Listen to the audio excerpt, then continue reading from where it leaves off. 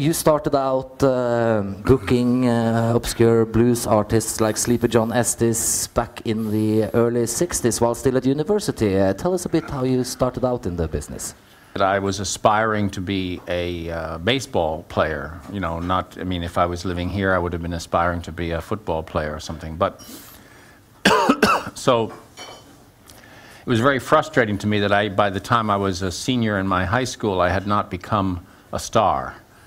And I was very depressed because coming up for the big game, I was on the second team. And I was out in the field catching the balls being hit by the first team and feeling very frustrated. And at that moment, somebody opened a window in a building nearby, and out of the window came the sound of Walking to New Orleans by Fats Domino, which was his new record. And in that moment, I kind of understood something that I had never understood before. Because in those days, there weren't so many, people didn't write about the roots of rock and roll. There wasn't this huge volume of books, of which this is just one of, you know, millions of books being written about music, about the roots of things, about where things come from. None of that existed. And so it wasn't until that moment when I was standing in the outfield trying to catch these balls that I heard this record and I understood that it was all the same thing. That the secret life that I had in my bedroom listening to Lonnie Johnson records, that it was all part of the same river that led to Fats Domino. And so therefore, I could be Ralph Peer. It was the same, and not only that, best of all, the first team on the baseball squad would be jealous if I became a famous record producer. So this is the normal teenage motivation for anything, you know, how to get girls, how to get famous, how to, you know. And so I decided at that age 17 I was going to be a record producer. And then you met up with George Wayne, right, who took you in and booked you as a road manager for several blues and jazz artists in Europe and in America. Yeah, I mean, everything I did from that point on was with this idea in mind to become a record producer. And so I started distributing records at university and booking concerts, and then through that I got known to a local promoter who introduced me to George Wayne, and then I got hired to take Muddy Waters and Sister Rosetta Tharpe and Gary Davis and Brownie McGee to Europe, to England on a tour. So this was my arrival in 1964, spring of 1964, in London, which, as I'm sure you can imagine, was a fantastic time to arrive in London. Then, of course, you met in with a local growing freak scene of Notting Hill Gate, and you know, people like John Hopkins and you know, I guess Mick Farren lurking in the back trying to get a gig for his band at the UFO Club. And you were there when they started the London Free School as sort of I guess a first sort of outlet of this new vision. In order to raise money for the Free School, we had concerts in a church hall, and there was a group that needed publicity. They were willing to play for free, and they knew some of the guys involved with the Free School, and that was Pink Floyd, which originally had the intention to be a blues band, but then they started taking LSD. And it kind of changed things. And then you started, of course, the first psychedelic club in London called the UFO Club in the basement of an Irish pub called the Blarney Stone, together with John Hopkins. And you was going on for about 8 months. Maybe you tell us a bit about the experiences being in, you know, the booker of such a hip place in London in 1966-67. We found this place, this little Irish dance club, and we didn't know what was going to happen. But December 23rd, 1966, we opened for the first time with Pink Floyd playing and a lot of different things, multimedia, and, you know, just films, showing films, and people doing happenings and light shows and all kinds of. And it was full, and all the audience were kind of astonished by each other, you know, like, wow, I didn't realize there were so many freaks in London, you know, sort of.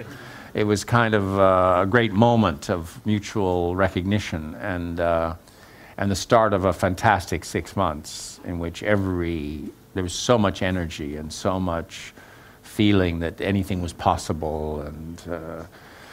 And you know, in the same period, I started recording Pink Floyd, and originally I was going to record them from my own production company.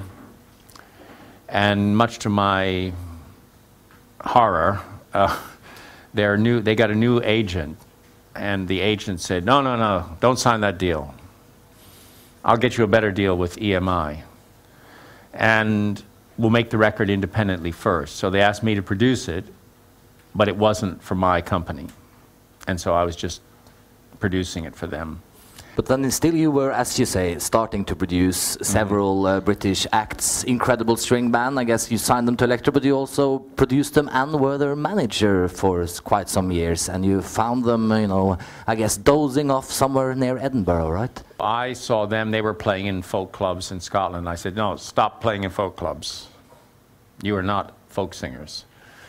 You are going to open for the Pink Floyd, you're going to open for, you know, you're going to play at these new psychedelic clubs like UFO.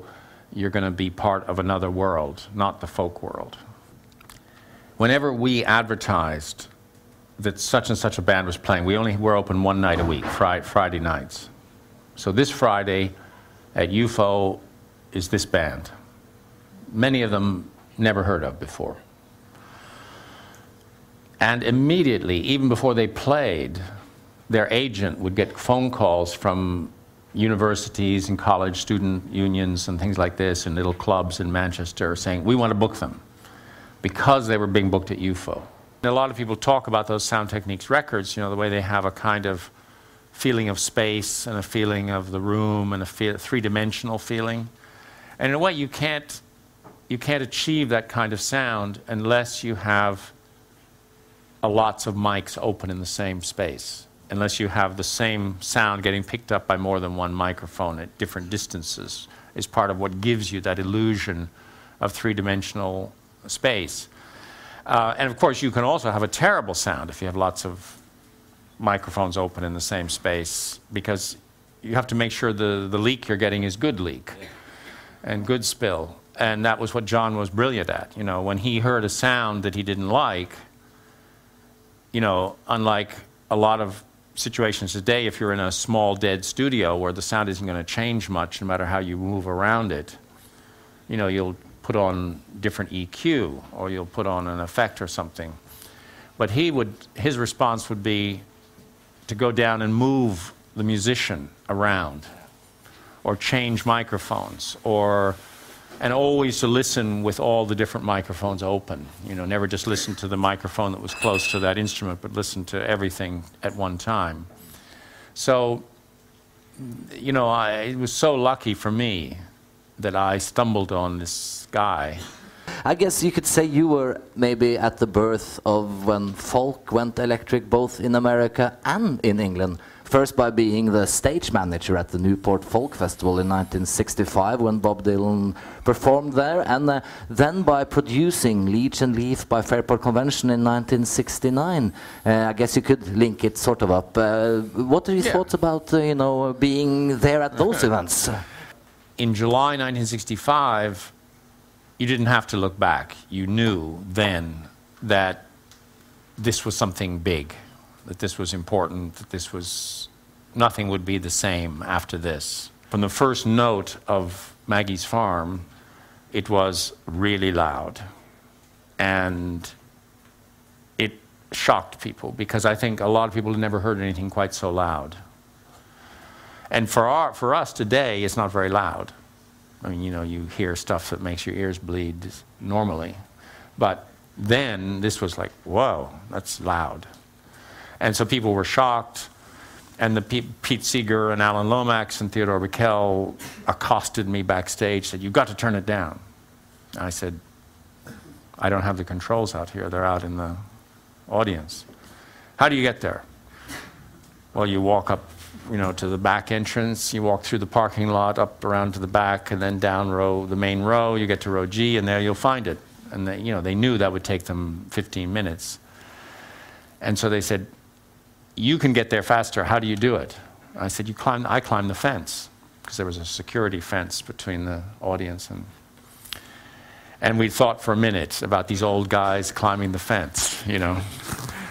And then they said, you go out there and you tell them to turn it down.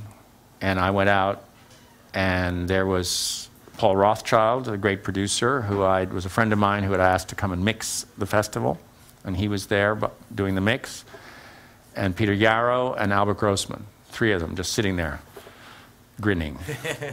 And people were standing up and yelling and arguing, and you know, there was a whole, but Grossman loved it, you know. Some were booing as well, right? Some were booing, yeah.